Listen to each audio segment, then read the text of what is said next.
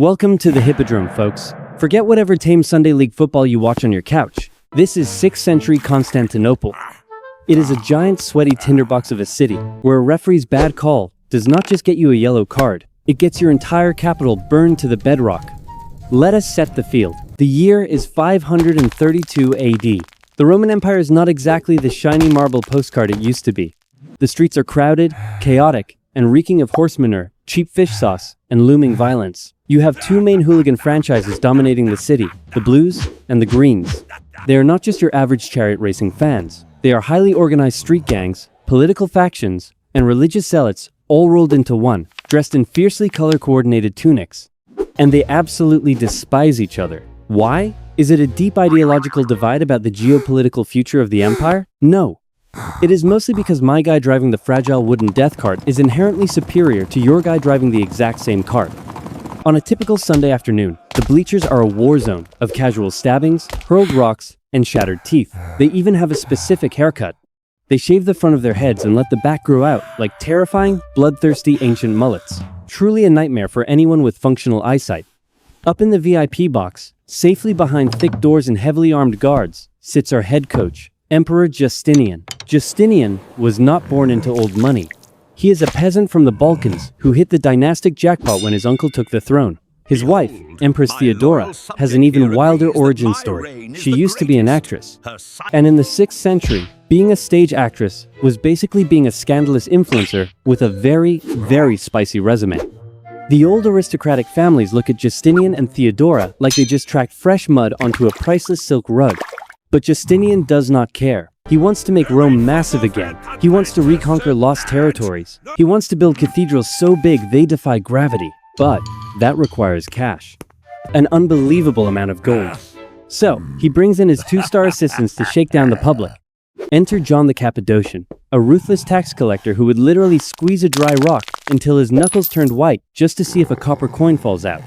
And Tribonian, a smug, high society lawyer who bends the legal code so hard it resembles a pretzel, making sure the rich stay rich and the poor pay for everything. They tax the air the citizens breathe.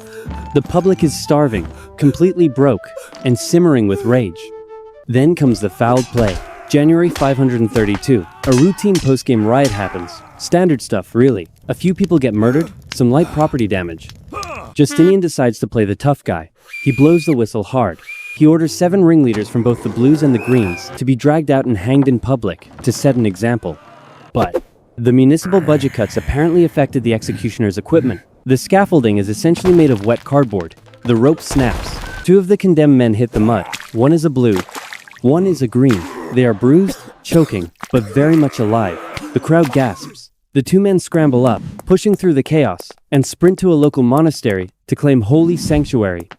The crowd looks up at Justinian's balcony. They expect a pardon, a simple gesture of mercy. God clearly spared these men, so let them go, right? Justinian leans over the marble railing, his face completely flat. He refuses. He sends his armed guards to surround the monastery and lock it down. The fans are instantly furious. You do not just ignore a divine miracle to prove a point. 3 days later, January 13th, match day. The Hippodrome is packed to the brim. 100,000 angry, unwashed fans are sweating under the Mediterranean winter sun. Justinian is sitting in the kathisma, his royal box, trying to maintain his forced noble dignity, perhaps chewing on a grape and pretending the tension in the air is not thick enough to cut with a sword. Down below, the starting gates fly open. The chariots tear up the sand, whipping around the corners. But nobody is watching the race. The Blues and the Greens, who normally spend halftime trying to gouge each other's eyes out, are eerily quiet. The commentators in the stands are confused. The 2 rival gangs are looking at each other. They are nodding. They are turning their backs to the track and staring directly up at the Emperor's box. And then, a chant starts. It is not the usual insults. It is a single, terrifying, rhythmic word, echoing off the stone tiers, vibrating right into Justinian's chest. Nika, Nika, Nika. It translates to conquer or win. But today, coming from 100,000 united throats, it means we are going to tear you apart piece by piece. The referee has officially lost control of the stadium. The mob floods out of the Hippodrome. They do not go home to cool off. They march straight to the city prison. They smash the wooden doors, murder the guards, and release every single prisoner. Then, they grab torches. The hooligans are not just angry anymore. They are an army. The sky above the Bosphorus Strait turns the color of a badly bruised plum, illuminated by a terrifying, blazing orange underbelly. The hooligans are not just rioting, they are structurally redesigning the capital with fire. They torch the Praetorium, they burn the Senate House to the ground.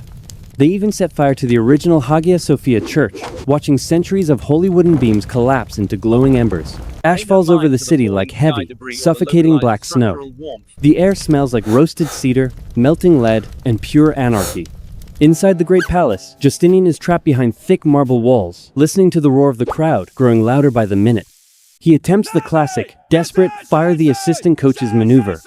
He formally dismisses John the Cappadocian and Tribonian, essentially tossing them out like expired meat to a pack of starving wolves, hoping it buys him some goodwill.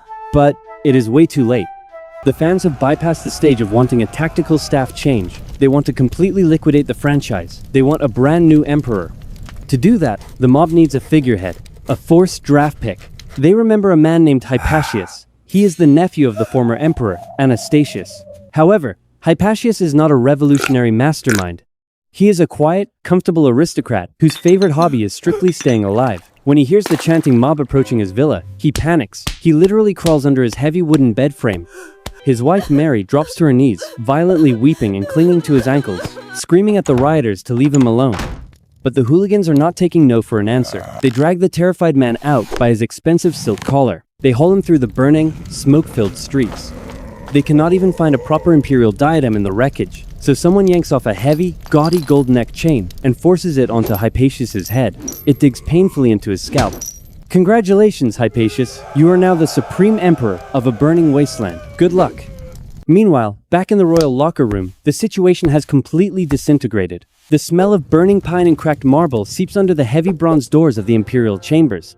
Justinian, the supposedly great restorer of the Roman Empire, is having a massive psychological meltdown. His forced noble dignity has totally evaporated.